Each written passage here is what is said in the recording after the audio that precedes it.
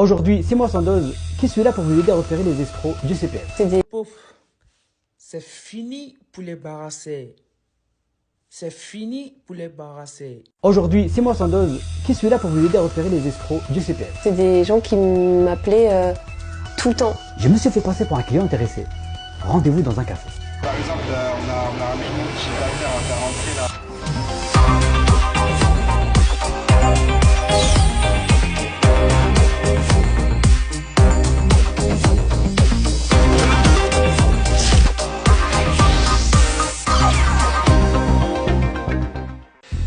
Bonjour à toutes et à tous et bienvenue dans la planque anti-arnaque de France TV Slash. Aujourd'hui, c'est moi Sandoz qui suis là pour vous aider à repérer les escrocs du CPF, compte personnel de formation. Un dispositif qui brasse beaucoup d'argent. Et qui dit beaucoup d'argent, dit beaucoup d'arnaque. CPF désormais, le compte personnel de formation a généré des millions d'euros d'arnaque depuis sa création. L'outil permettant à des millions de Français de se former serait-il en danger? Alors, vous avez tous entendu parler du CPF. Vous n'avez pas pu passer à côté. Des opérateurs vous appellent pour vous proposer des formations, des textos vous annoncent qu'il faut faire vite car vos droits vont bientôt expirer, et il y a même des influenceurs qui en font la promotion. D'autres vous proposent des cadeaux, des tablettes, des smartphones ou encore même des ordinateurs portables. On est parfois à la limite du harcèlement. Le gouvernement a donc décidé d'interdire le démarchage téléphonique dans ce secteur pour éviter ce genre de dérive. Comme se laisser convaincre par téléphone qu'on a absolument besoin d'une formation en anglais alors que c'était pas du tout dans nos projets. C'est ce qui est arrivé à Lisa, 23 ans, un téléconseiller très persuasif, très insistant, qui l'a rappelé à plusieurs reprises et qui l'aurait eu à l'usure. C'est des gens qui m'appelaient tout le temps. Du coup, je disais non mais là j'ai pas le temps, rappelez-moi plus tard ou juste je suis pas intéressée mais enfin ils prennent pas en compte. Du coup ils rappellent plusieurs fois et donc là ils me disent que c'est une formation d'anglais et puis la dame elle dit oui mais tu sais que tu peux avoir un diplôme, après ça peut t'aider pour aller à l'étranger si tu veux aller travailler etc. En fait on m'a mis un peu la pression comme quoi j'avais vraiment besoin de ça dans ma vie. Moi j'étais là bah écoutez moi je fais déjà plein de trucs dans ma vie, je sais pas si j'aurai le temps. Elle fait oui mais c'est gratuit et puis dans tous les cas vous allez rien payer mais c'est le gouvernement qui va payer pour vous. Elle accepte de s'inscrire et dépense, sans comprendre la totalité de son solde CPF, 732 €. Je savais pas que c'était de l'argent qu'on cumulait en travaillant déjà et moi j'avais déjà fait 2 ans de CDI en tant que vendeuse donc forcément j'avais de l'argent cumulé mais j'étais pas au courant. Du coup je commence à recevoir des mails, c'est vraiment du vocabulaire de joues, sourcils,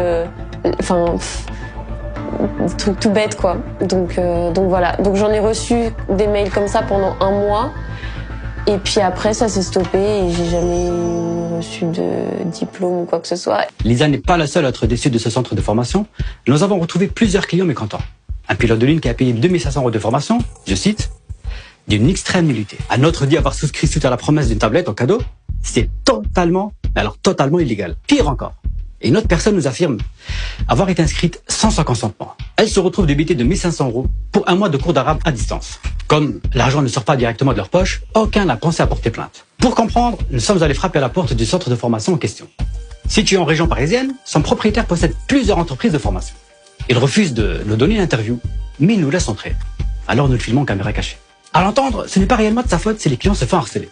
Mais c'est celle des centres d'appel. L'école avec qui on travaille, il y a déjà le cahier des charges qui a été de l'hôtel, faut pas d'harcèlement, doivent appeler que des gens qui ont souhaité être appelés. Hein. C'est l'école, c'est-à-dire qu'il y a des leads. Concernant la qualité de la formation, il affirme ne pas être responsable. Il possède même une salle de cours. Ce jour-là, elle était vide. En fait, il sous-traite une partie du business. Approche de nous pour faire des formations, autant dans les langues que dans l'informatique. Ces formations-là sont faites par des prestataires des grosses boîtes, parce qu'ils sont référencés, ils sont Calliope, donc nous, comme ça, on n'a rien à faire. Et voilà, quoi, tout simplement. Retour sur le cas de Lisa. Quand on regarde de plus près la prestation souscrite par la jeune femme, on découvre qu'en réalité, c'est un abonnement à une plateforme qui propose des formations à distance, en langue vivante. L'entreprise de formation ne produit pas elle-même ses contenus, elle les revend, mais au passage, elle prend une marge. On lui a vendu une formation à 732 €. Elle a payé presque 4 fois plus cher que si elle avait souscrit elle-même auprès de la plateforme. C'est pas sympa, mais légalement, pour l'instant, ça passe. Dans les années 70, l'État décide de financer la formation pour baisser le chômage. L'idée, c'est qu'un citoyen formé, c'est un citoyen qui reste sur le marché de l'emploi. Jusqu'ici, c'était les entreprises qui géraient l'argent et l'organisation de la formation professionnelle. L'ancêtre du CPF, c'était le DIF, le droit individuel à la formation. Il était calculé en heures et non en euros. Et pour l'utiliser, il fallait demander l'accord à son DRH ou à son patron. Résultat, moins d'un salarié sur 5 y avait recours. Trop peu selon le gouvernement. Alors, en 2018, Macron décide de simplifier le système. Il crée le CPF. Déjà près de 4,5 millions de Français ont souscrit une formation depuis le lancement du dispositif. C'est plus du double de l'objectif que s'était fixé le gouvernement. Alors de ce côté-là, on peut dire que c'est un succès. Certains ont pu financer leur permis de conduire grâce au CPF, d'autres pour apprendre une langue étrangère ou se former sur un logiciel informatique. C'est tip top. Mais malheureusement, d'autres se sont fait arnaquer leur solde en tombant sur des centres de formation peu scrupuleux. La Caisse des dépôts estime que 15 000 comptes ont été victimes de fraude depuis 2019. Cela représente 43,2 millions d'euros en 2021. C'est énorme. Ces nombreux abus ont obligé l'État à déréférencer des centaines de milliers de formations en 2022. Cependant, les arnaques et la vente de formations de mauvaise qualité continuent. Et ça, c'est ce qu'on voudrait vous éviter. Alors, suivez le guide. Déjà, attention. Quand vous tapez CPF dans Google, il y a des petits malins qui veulent se faire passer pour le site officiel. Premier piège. Ce sont en réalité des sites sponsorisés. Là, vous voyez, il y a marqué annonce en petit. Alors, il ne faut surtout pas cliquer sur cela. Le mieux, c'est de taper directement l'URL moncompteformation.gouv.fr. Alors, comment ça marche? Ici, on trouve toutes les formations référencées par l'État. Par exemple, je tape anglais et voilà, il y a 27 000 résultats. Bon courage pour faire le tri. Alors, on va pas vous laisser comme ça. On va vous donner quelques astuces. Toutes les formations doivent être qualifiées Calliope, mais ça ne garantit en aucun cas la qualité du contenu. Juste que le centre de formation, il est administrativement conforme. Alors, comment procèdent les escrocs? L'arnaque principale ressemble à du dropshipping, mais version formation. C'est ce qui m'est arrivé en cherchant une formation en anglais. Et c'est ce qui est arrivé à Lisa aussi. Vous vous rappelez la victime de tout à l'heure? Pour éviter de vous retrouver dans cette situation, essayez de vous renseigner autour de vous. Et demandez toujours à parler aux formateurs et aux responsables pédagogiques. Autre indice, si on essaie de vous offrir une tablette pour vous convaincre. Vous voulez faire la formation ou vous voulez juste recevoir votre cadeau? Ah, parce que je peux avoir l'ordinateur sans faire la formation? Oui, en accédant pour 5 minutes sur une plateforme, par exemple, oui. Là, pour le coup, c'est complètement illégal. Et vous devenez complice de l'arnaque. Sans compter le fait que vous n'avez aucune certitude de recevoir votre cadeau. Et puis, il y a une arnaque particulièrement en vogue en ce moment.